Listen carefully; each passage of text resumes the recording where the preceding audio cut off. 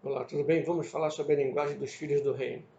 Está lá em 1 Coríntios 1,10 que diz: Rogo-vos, irmãos, pelo nome de nosso Senhor Jesus Cristo, que faleis todos a mesma coisa, e que não haja entre vós divisões, antes sejam inteiramente unidos, na mesma disposição mental e no mesmo parecer. Então nós vamos ver o que é falar a mesma coisa, não haja divisões, inteiramente unidos, mesma disposição e mesmo parecer. Então vamos lá. Falar a mesma coisa. Para entender e viver dentro de uma visão clara e objetiva no reino de Deus, todos devemos falar naturalmente a mesma linguagem. Nosso linguajar cotidiano identifica o grupo social onde vivemos. Os militares têm a linguagem própria do seu ambiente. Os bandidos usam uma linguagem específica própria da vida que levam. Os adolescentes usam uma linguagem característica da sua idade. Os juristas usam uma linguagem especial do mundo jurídico. Os esportistas também cultivam a sua própria linguagem. E nós, como cidadãos do reino, devemos ter o nosso próprio linguajar. Observe que quando alguém não é inserido no contexto de um grupo, ele é logo identificado como um estranho, como um peixe fora d'água. Ele não se identifica porque não sabe o que fala, vai falar um negócio que não inserido num grupo errado, ele não vai saber como falar, ele não vai saber o modo de falar e as pessoas vão identificar ele como errado no meio do grupo. Então, uma igreja que ainda está no nível pastoral e não conhece os fundamentos apostólicos ou os princípios do reino de Deus, não consegue compreender nem viver num nível mais alto de entendimento das promessas do eterno para o homem. Esta é uma das razões de muitos cristãos ainda não terem visto o cumprimento das bênçãos do eterno em suas vidas.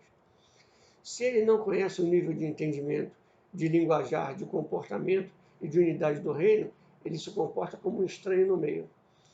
Se não compreendemos essa verdade muito simples, seremos apenas mais uma igreja no meio de tantas outras por aí, que não cumpre o propósito divino de estabelecer o reino na terra. Então, se vivemos no reino de Deus, devemos desenvolver, praticar uma cultura típica que nos identifique como cidadãos do reino. Então, segundo, no jardim do Éden, mesma mente, mesmo linguajar.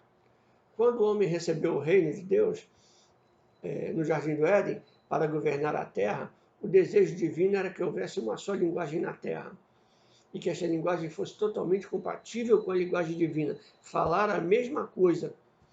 Não era propósito divino uma linguagem para a terra e outra para o céu. Quando ordenou ao homem que colocasse nome na criação, os nomes dados por Adão eram exatamente os mesmos que Deus iria colocar, se ele próprio tivesse que cumprir essa tarefa. Então, ou seja, a mente de Deus estava na mente do homem.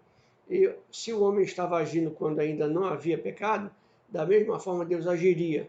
E se as suas mentes estivessem perfeitamente sincronizadas, o seu linguajar, obviamente, também deveria um só, e funcionava em perfeita sincronia e harmonia.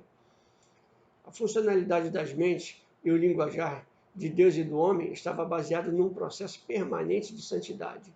Isto é, havia uma cultura de santidade no relacionamento entre os dois, entre o pai e o filho. O linguajar era um dialeto santo. Os dois se comunicavam por um idioma cujas palavras e o entendimento só eram compreensíveis porque os dois tinham a mesma mente santa, que facilitava a comunicação. Então, durante muitos anos, não se pode precisar quantos, essa harmonia perfeita prevaleceu na comunhão entre céu e terra. Terceiro, o pecado rompeu a harmonia e criou uma nova cultura. Com o advento do pecado, criou-se a ruptura entre o céu e a terra. Com a mente em desarmonia com as coisas do alto, o homem se viu obrigado a criar um novo linguajar e uma nova cultura, baseados no mundo pecaminoso, já que ele perdera a santidade e fora excluído do relacionamento anterior. Palavras novas foram criadas e passaram a fazer parte do novo vocabulário ou da nova cultura fundamentada no mundo pecaminoso. Desta forma, palavras como doença, morte, agressividade, ciúmes, inveja, diabo, demônios, orgulho, soberba, crime e milhares de outros vocábulos semelhantes com suas variantes foram criados e introduzidos na mente humana. Esse linguajar não estava sincronizado com o idioma divino. Ainda hoje, em pleno século XXI, você encontra pessoas que dizem ter dificuldade para entender a Bíblia e por isso não a leem ou nela evitam meditar como deveriam fazer. Mais de 200 anos incomunicável. A consequência imediata dessa tragédia foi a incomunicabilidade entre ambos por mais de 200 anos. Isso não é pouco tempo. Deus insistiu em procurar um homem para estabelecer a comunhão. Quando Caim e Abel já eram homens, o Senhor semeou entre eles o desejo dos seus corações, o desejo de ofertar. Eles, por serem pecadores, deveriam aproximar do Senhor com suas ofertas. Todavia, a oferta em si mesma não resolveria o problema da falta de comunicação, porque a atitude, a postura e o coração de quem oferta deve estar em plena sintonia com aquele que recebe a oferta. Não pode ser de qualquer jeito. Os dois devem estar com seus corações em perfeita comunhão e harmonia. A comunhão determina a aceitação, o valor e a recompensa de uma oferta bem oferecida e bem aceita pelas partes envolvidas. Então tem que ser aceito pelos dois, não é por obrigação. Deve haver um coração generoso para dar e um coração generoso para receber. A unidade de coração determina a unidade do linguajar. Ambos falando a mesma linguagem e se entenderão perfeitamente. Então, por não conseguir falar a mesma linguagem divina, Caim cometeu 5 erros que nenhum cristão deve cometer ao se relacionar com o Eterno. Veja quais são. Primeiro, pensamento humano em oposição à revelação divina. Segundo, ambição humana em oposição à vontade divina. Terceiro, a soberba humana em oposição à humildade exigida pelo Eterno. Quarto, o ódio humano em oposição ao amor divino. Quinto, a hostilidade humana em relação à comunhão divina. Então, somente 235 anos após a queda, o homem encontrou um elo para comunicar-se com Deus, ao usar a única forma possível no momento para um reencontro com o Senhor. Veja o que fez o homem a partir do nascimento de Enos, filho de Sete. Diz que ele começou a invocar o nome do Senhor. Então, invocar é uma palavra hebraica que significa chamar para dentro de si. Um grito, um pedido desesperado de socorro, quando não há esperança visível, ou quando a solidão é tão intensa que o homem se sente vazio e busca algo que venha de fora para preenchê-lo e acalentar sua alma. Então, livres com o linguajar de escravo. Talvez o episódio mais emblemático da história de Israel seja a libertação do Egito e a travessia do deserto. Ao cumprir sua promessa de libertar o povo do Egito, o Senhor estava mudando o status dos judeus.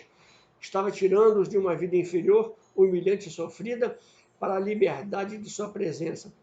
Durante 430 anos, eles tiveram um linguajar de escravos, de sofrimento, de lágrimas, de humilhações. No deserto, estavam a caminho para a terra prometida, onde viveriam em outro nível e para sempre, num outro nível de vida e uma vida abundante. Mas eles não entenderam que seu linguajar teria que mudar e falarem todos uma mesma coisa. Eles agora não teriam que lidar com seus capatazes, mas sim com o Eterno, que era o seu Senhor. Infelizmente, não entenderam a nova vida. Continuaram com o linguajar de escravo, apesar de estarem em liberdade. Seus corpos caminhavam para Canaã, mas suas mentes estavam irremediavelmente presas no Egito. A Bíblia fala e diz que a boca fala do que o coração está cheio. E os seus corações estavam cheios da cultura egípcia. Então, nós, como cidadãos do reino, devemos viver, pensar e falar como cidadão do reino. Não existe outra alternativa para mim e para você. Então, entenda isso, que nós somos filhos, cidadãos do reino, temos a mentalidade de rei, temos que viver como reino, temos que falar como rei e não podemos voltar à escravidão do passado, do pecado, não podemos ficar com saudade do mundo quando estávamos no mundo. Não, nós temos uma vida nova em Cristo, um Senhor novo, um senhorio novo e tudo se fez novo para mim e para você. E essa é a mensagem que eu quero deixar para você, te abençoar em nome do nosso Rei, Senhor e Salvador Jesus Cristo, e declarar para você, ainda dá tempo.